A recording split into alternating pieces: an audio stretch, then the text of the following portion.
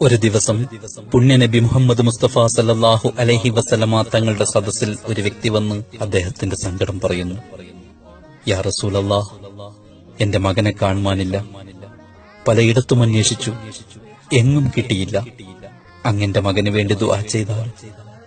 റസൂൽ സല്ലല്ലാഹു അലൈഹി വസല്ലമ തങ്ങൾ ദുആയ്ക്ക് വേണ്ടി കൈകൾ ഉയർത്തുന്നതിനു മുമ്പ് സദസ്സിലുണ്ടായിരുന്ന മറ്റൊരാൾ എഴുന്നേറ്റ് പറഞ്ഞു, യാ റസൂലല്ലാഹ്, എനിക്ക് ഇദ്ദേഹത്തിന്റെ മകനെ നന്നായി അറിയാം.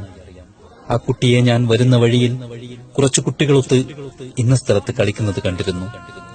അത് കേട്ട കുട്ടിയുടെ പിതാവ് ഉടനെ തന്നെ പുറപ്പെടാനൊരുങ്ങി. നബി സല്ലല്ലാഹു അലൈഹി വസല്ലമ തങ്ങൾ അദ്ദേഹത്തെ വിളിച്ചു ചോദിച്ചു, തിരക്കായോ താങ്കൾക്ക്? അദ്ദേഹം പറഞ്ഞു, യാ റസൂലല്ലാഹ്, അങ്ങേക്കറിയാമല്ലോ ഒരു പിതാവിന്റെ വിഷമം.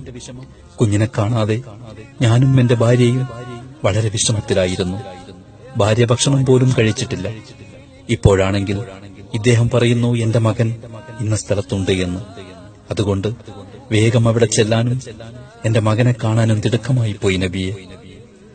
നബി സല്ലല്ലാഹു അലൈഹി വസല്ലമ തങ്ങൾ അരുളി, പൊയ്ക്കോളൂ, ഞാൻ അങ്ങയെ തടയുന്നില്ല.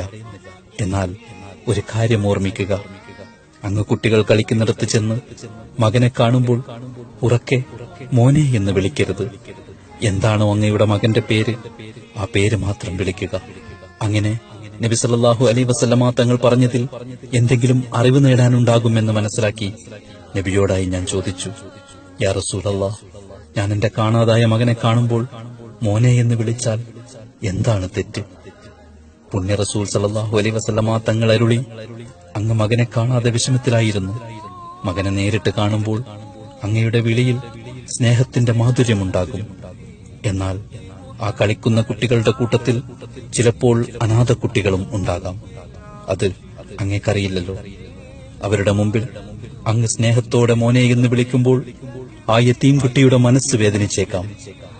എന്റെ പിതാവുണ്ടായിരുന്നെങ്കിൽ എന്ന് ആശിച്ച് ആ കുഞ്ഞു മനസ്സ് വേദനിച്ചേക്കാം. അതുകൊണ്ട് അങ്ങയുടെ സ്നേഹപ്രകടനങ്ങളൊക്കെ വീട്ടിൽ ചെന്ന് തീർത്തോളൂ. ഓർക്കുക, വിധവയുടെ മുന്നിൽ വെച്ച് ഭാര്യയോടുള്ള സ്നേഹം കാണിക്കല്ലേ.